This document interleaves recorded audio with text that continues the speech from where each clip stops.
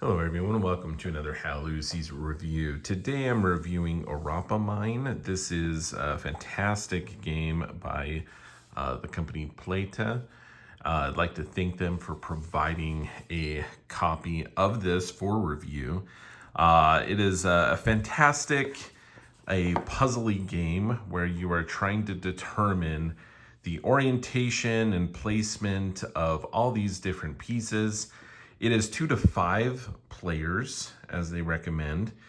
Generically, a 2-player game, but also you can basically have an option where one player is secretly set this up, and then you can have other players taking turns guessing and trying to come up with the placement of all the pieces before everyone else. And depending on like the questions and where everyone's at, that can work out well. If everyone's on like the same playing field, it seems like most people would generally be at the same point.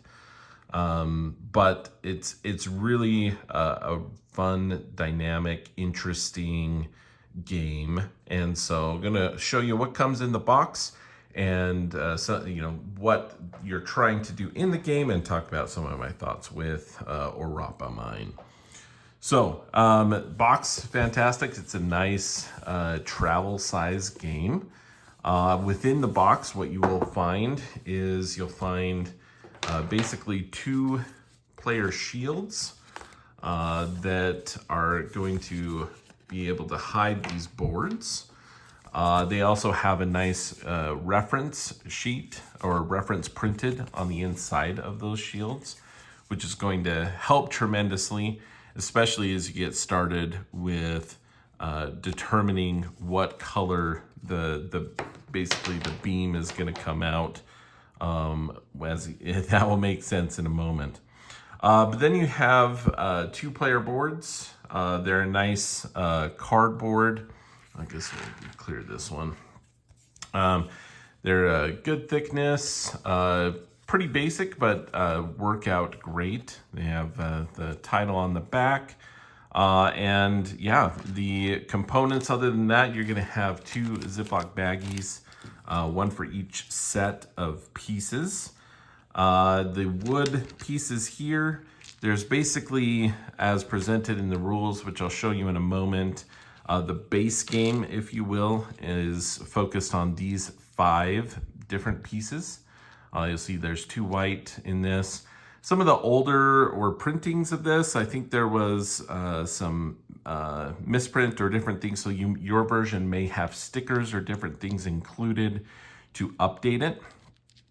But you have these 5 pieces. That's kind of the base game. Then there's also some other pieces included, the diamond, and I can't remember what they call the black one.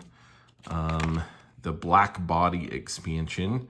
Black gemstone basically absorbs the ray or the beam, as we'll talk about that. But so you have 7 pieces total, each set. And then of course these different boards. You kind of have a blue set and kind of a brownish set here. Other than that, you have, of course, the rule set, which is folds out like this, front and back. Again, part of that is just showing some examples. Examples here, which are helpful. There is, again, primarily a 2-player game, but it talks about, how to play with more than 2 players. 3 to 5 is suggested. And then those kind of expansion sets that you can add to play with as well. We also have the pad of sheets here. They are double-sided, which is also very nice. Again, you could end up laminating these or doing some different things with that, but they're great. They work great. I can show you, again, very chicken scratch here with some of these, trying to figure out where you will basically be writing down your clues and different things, and trying to figure out the placement of all of these pieces to explain. So, but initially as you get started, I was thinking, I don't know if we're gonna have enough lines on here to kind of keep track of things before someone finally gets this. But it's really interesting. I was like, oh wow, we were able to do it there. This is one where with the expansion, again, a few more lines, but honestly, I think you're in pretty good shape with the amount of lines here. If you're going beyond that, maybe some of the guesses and things that you've been doing haven't been as well thought out as maybe as it should. Of course, you can always have other scratch paper or write on other pieces, but I have not had any issue with running out of lines on there. So let's dive into it a little bit more gameplay right after talk about the quality of components. I think the production value is great. I think the cover is very clever. It's got a nice look to it, and I like the size of that. The player shields, the boards, everything's really great quality. Most of these are going to be wood pieces. You'll see most of them have just one side with these lines on them. It is slightly hard to see the lines like on the blue, I think, just because it's a little bit darker. It's not, it doesn't impact your ability to play very, very much. It's whoever's setting this up. I wish the lines were maybe a little bit easier to see. The black here, you actually, when you play, you're gonna play with it like pointing up, which is not like the other pieces. But yeah, great quality. They look great. I like the colors that they have chosen here. And the quality of the painting and everything like that is top notch. The diamond pieces are interesting. So it is just kind of like this clear acrylic type or plastic type material. And I've experienced this with some other standees and things like that.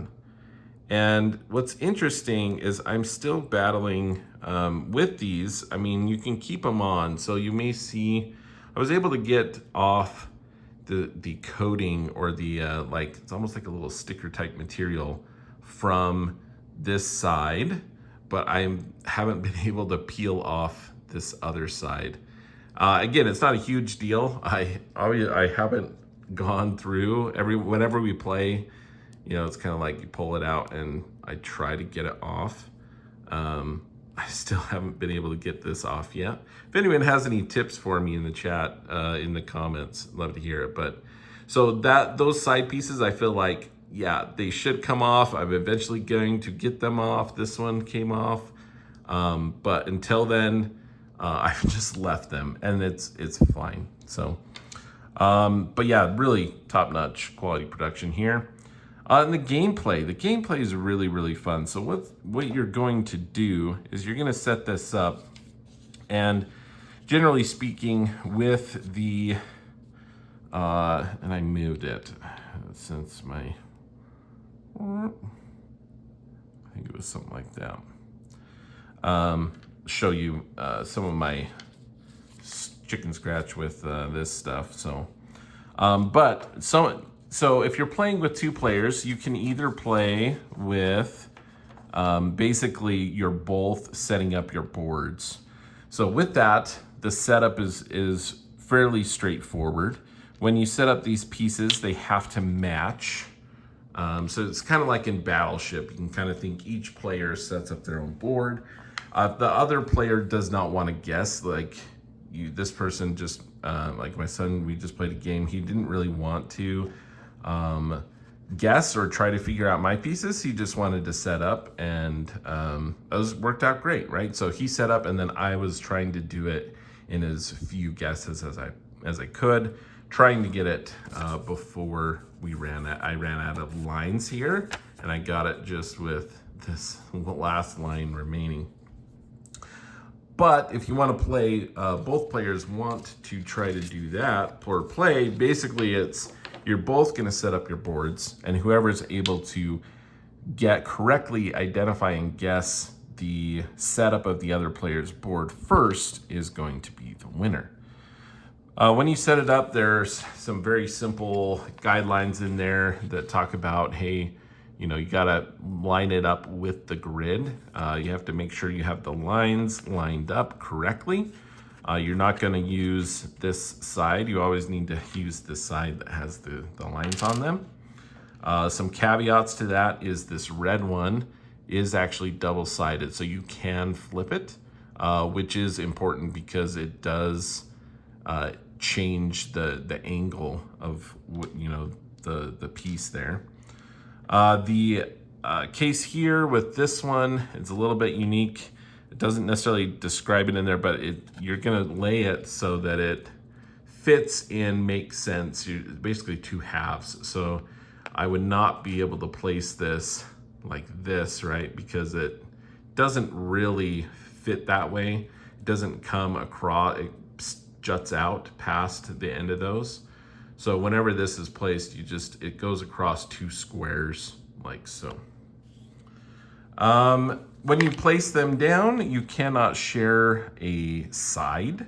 So you could share a corner or a point like so, or like this. But you could not place it up against this like so. Again, that one doesn't even go that way. Let me replace it like this, right? That would be invalid because it's sharing a side there. You cannot overhang spaces, so it all needs to be within the board. You can place it so that it is against the board if you'd like.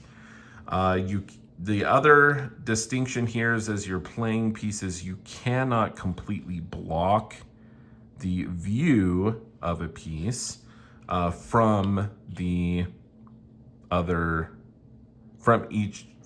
sides.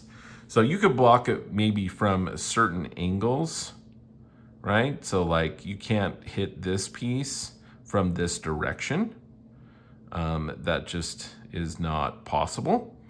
But I could still come from this direction and hit it, so that would be still valid. The problem would be is if I actually set up all of my pieces something like this, right? Then this piece would actually not be visible from this direction. So it's, if I were to just kind of block all of that off, you want to make sure that you have at least one side of the piece visible from one of the four directions. With that being said, you can kind of think of it as a laser. So once everything's set up, you're basically going to take turns guessing. We'll just do an example of the 5. You're going to take turns guessing where these pieces are and the orientation and the color. You got these two are the same shape, but you have a blue and a white. So what happens is you're going to guess, and you're going to basically just choose a direction and say, hey, I'm going to shoot my laser or the beam from B.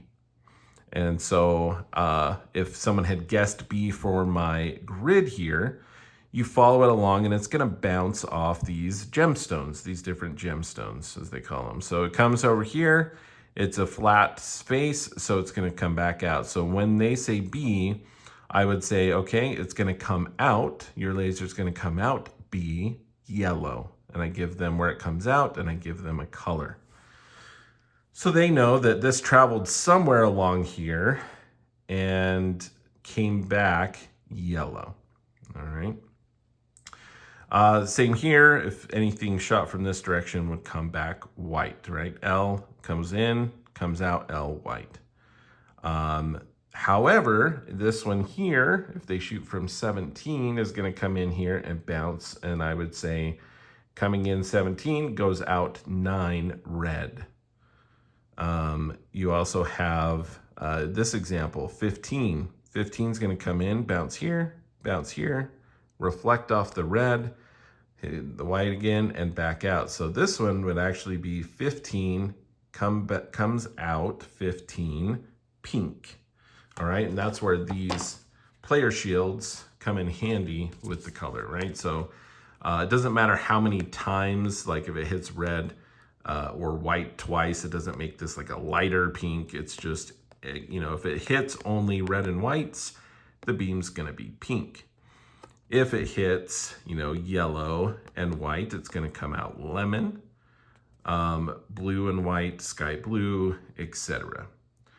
So with those different distinctions, then I know, hey, the beam here goes in and it hits a white and a red, but it's coming back to me, all right?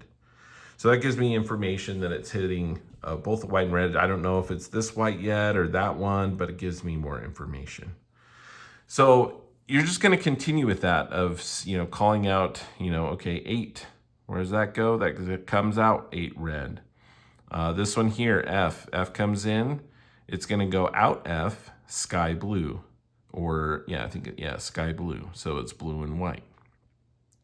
2, it's gonna go out D, blue, right? So with all of those distinctions, you kind of can make little notes here. Again, if something goes through and you shoot it from 11 on this example here that I'm showing, this was just came out with, you know, no color, no color on it, meaning that it just went straight through. So I can kind of block those out. And those are very helpful when that does happen, because it gives you distinction on, hey, there's nothing in that row, especially when you're playing, you know, without the expansion. So, yeah, so then you kind of figure out pieces and you're like, okay, yep, I think that for sure is going to be here. You might just start by drawing like an angle of like, hey, B comes in, it goes out 1 blue. Well, I'm pretty sure we're gonna have some blue piece component with this angle, but I don't know exactly how that's angled yet, unless, you know, until there's some other information. So it's really, really interesting. I like it a lot. Again, it brings that kind of mystery of Battleship, of trying to find the pieces, but a logical, puzzly element of it. And just the idea of like the pieces reflecting, these gemstones reflecting the beam, is really interesting, because it's not just, hey, this is a hit or a miss, but hey, this is a beam, and you have to consider multiple pieces of information. And so it could reflect right back, but, you know, with that color, that gives me, hey, yeah, I think it's this. And it's really interesting too with the expansions. So again, this is the setup that my son chose for our last game here. And it was really interesting as I went through. When we play with 2 players and you play it that way, I ended up actually just reflecting, like once I knew where a piece was, I would place it onto the board. And I guess that would be the one thing that, especially as new players, that is very beneficial or helpful, especially if you're not playing like 2v2, if you have multiple players. It's nice to have this other set out so that people can put it on here. This is made 1-to-1, which is really nice. So then you can actually put the pieces on the board, be like, okay, that's the size, right? Of like visually help you, like, hey, can I borrow that piece? I can't remember exactly how big that is or how this is oriented. Oh yeah, that's right, this is oriented like this. So that's very helpful.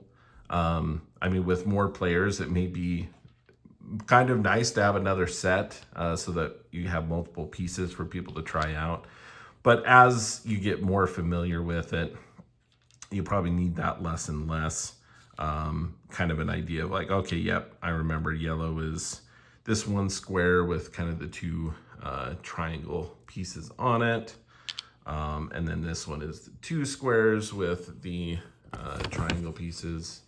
So anyway, really, really fun, really interesting. I like the shapes, and it provides a lot of replayability here with, you can kind of choose your own, like where this is all set up. I like the expansion a lot as well, because it provides a lot of kind of other interesting elements.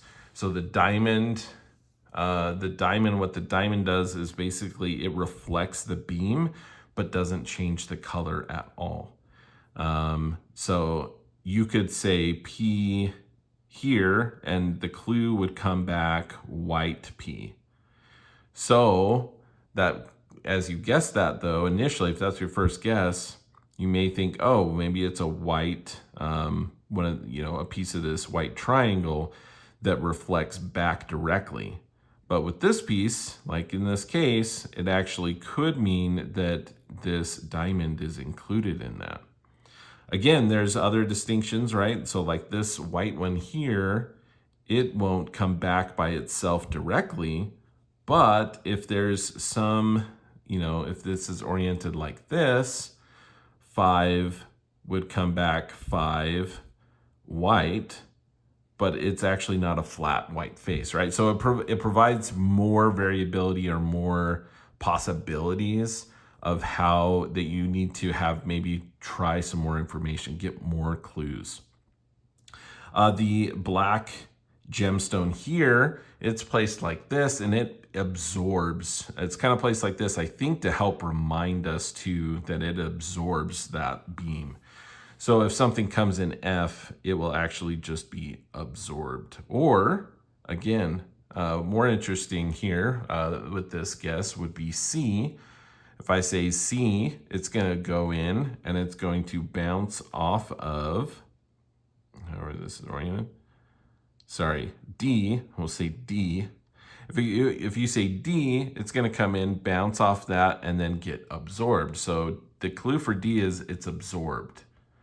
Well, initially, right, that could mean, well, maybe it's in this row, but it could also mean that it could hit 3 other gemstones before it gets absorbed. But you don't know that. You just know that at some point it's absorbed. It doesn't come out.